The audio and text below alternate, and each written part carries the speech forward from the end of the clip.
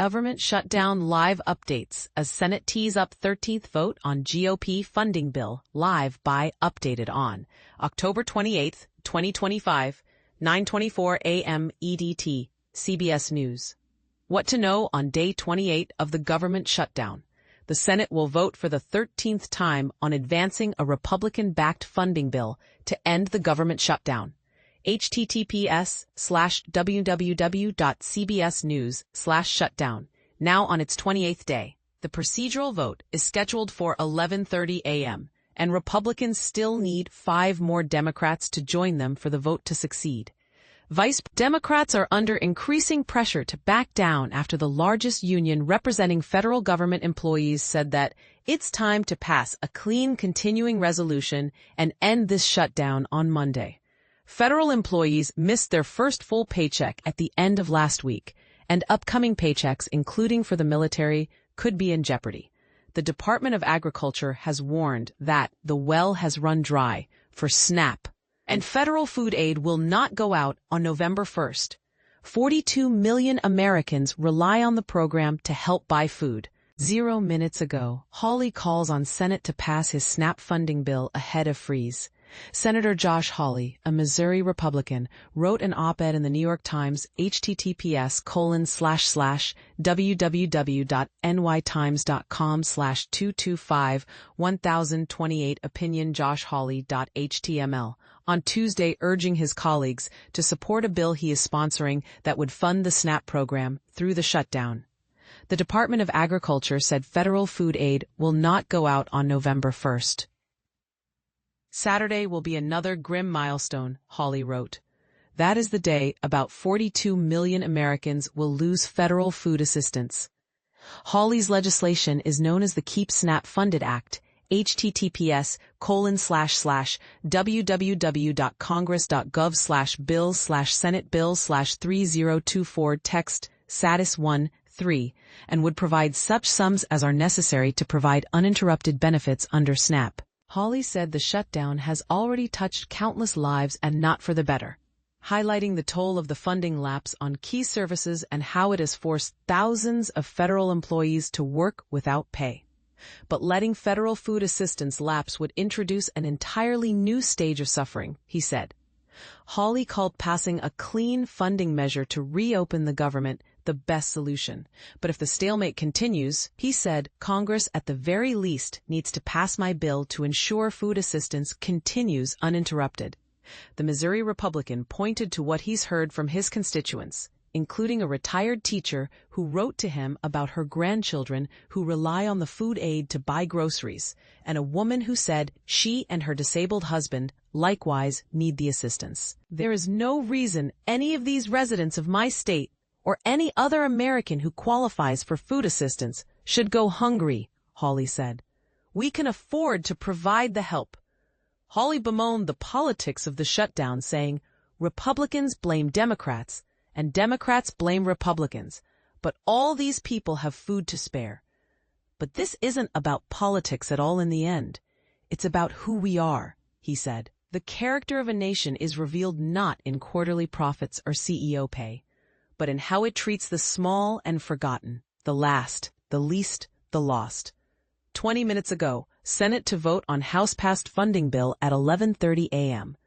The Senate will convene at 10 a.m. and vote on the GOP-backed continuing resolution at 11:30 a.m., according to a notice from Majority Whip John Barrasso's office. This will be the 13th vote on the measure that would extend funding until November 21st. 8:33 a.m. World Central Kitchen passes out meals to federal workers amid shutdown. World Central Kitchen, the nonprofit organization founded by celebrity chef Jose Andres, says it will feed furloughed federal workers a free hot lunch until there's a breakthrough on Capitol Hill. Volunteers passed out nearly 2,000 meals to federal workers in Washington, D.C. on Monday, the first day of the effort. They will return Tuesday to Washington Canal Park in Navy Yard and could expand to a second location in coming days. Federal workers who lined up for lunch Monday expressed exasperation over the stalemate on Capitol Hill while bracing for another missed paycheck. Mortgages in the area are expensive, and daycare is a second mortgage, said Humberto Lopez, a furloughed Department of Defense employee, of the financial strain. You can't hold federal government workers hostage, Lopez said, urging lawmakers to pass a funding measure and then negotiate other issues. If you can't trust the other side to do the right thing, then this all falls apart. While the workers say they appreciate generosity from the community and local businesses, they're reaching their limit as the shutdown approaches 1 month. We are human beings with families, with lives, and we have bills that just will not stop, said furloughed worker Marquita Bryant. I think it is the breaking point, and so something has to happen and something has to give. Updated 7:55 a.m. Facing looming SNAP benefit halt. People are scared. More than 40 million Americans who rely on the Supplemental Nutrition Assistance Program to pay for groceries are facing uncertainty as benefits are expected to come to a halt Saturday. People are scared, said Central Pennsylvania Food Bank CEO Sheila Ulrich, who expects demand to pick up. It's a moment where people don't know and understand what's about to happen, whether or not they'll get those benefits should the government open back up, or when. Erin Annis, who uses SNAP benefits after 3 bouts of cancer and a double knee replacement left her unable to work, told CBS News that she'll need to rely on help from her children if assistance is cut off. That's an awful feeling, she said. For them to have to help me, it's a little tough to think about sometimes. The U.S. Department of Agriculture says the well will run dry for SNAP benefits, often known as food stamps, due to the government shutdown. The department says it will not tap into a roughly $5 billion contingency fund to keep SNAP payments flowing, arguing that money is reserved for natural disasters. The Trump administration has blamed Senate Democrats for the looming cutoff, faulting lawmakers for not voting on a bill passed by the GOP-controlled House to fund the government. Meanwhile, Democrats have pressed GOP leadership to agree to extend health insurance subsidies for millions of Americans in exchange for Democratic votes to end the shutdown. Anna said she just wants lawmakers to find a solution. This should not be a political issue, she said. This should be a human privilege to be fed. Updated 7:55 a.m. Vance to meet with Senate Republicans. Vice President Vance is expected to attend the Senate Republican lunch on Tuesday as the shutdown nears the 1-month mark. The focus is expected to be on President Trump's tariff agenda as Senate Democrats look to force votes this week on terminating emergency declarations used to impose tariffs on Canada and Brazil, along with the general global tariffs. The visit comes as the president is away from Washington on a 3-country visit in Asia until later this week. Updated 7:55 a.m. Air traffic controller shortages cause delays at Newark, Dallas, Fort Worth, and Austin airports. 3 U.S. airports face delays Monday due to low air traffic control staffing levels.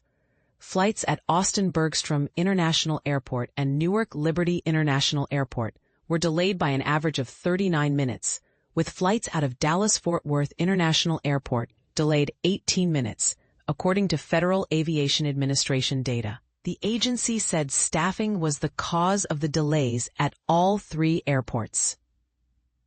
Dallas and Newark are among the busiest airports in the country and serve as hubs for American Airlines and United Airlines, respectively. Air traffic controllers have not received a full paycheck since the government shutdown began earlier this month, but they are expected to report to work without pay, and as in prior shutdowns, the number of staff members who call out sick has increased. Updated 7:55 a.m. Senate Republicans consider separate measures to pay workers, fund programs. Discussions are ongoing among Senate Republicans over whether to move forward on narrower legislation that would fund certain programs or pay federal workers amid the shutdown, like a measure to pay air traffic controllers or the military, or legislation to fund the SNAP program. Senate Majority Leader John Thune told reporters Monday, when asked about the standalone bills, that GOP leaders will see what the temperature is of our senators on some of those issues.